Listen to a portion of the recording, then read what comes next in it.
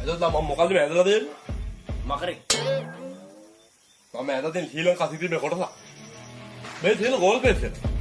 මේ තියෙන ෆෝක් සිටි. අපි එතකොට පහර දෙන්න ඕන කොතැනටද? ෆෝක් සිටි එකට.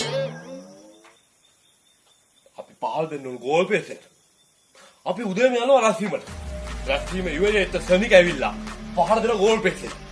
අරගලේ අලකොල්ල දාන. දැන් කහඳු මහත්තයා ඔය මිනිස්සු අරගල කරන්නේ රට වෙනුවෙන් නා. දැන් ඔය මිනිස්සුන්ට ගහපුවම අපිට ලැබෙන බෙනිෆිට්ස් මොනවද?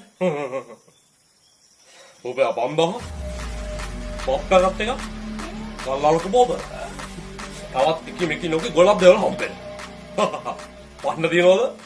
එක ප්‍රශ්නයක් තියෙනවා. මොකක්ද? මේ ලංකා සිටියම කොහොමද මේ මකරෙක් වගේ උනේ?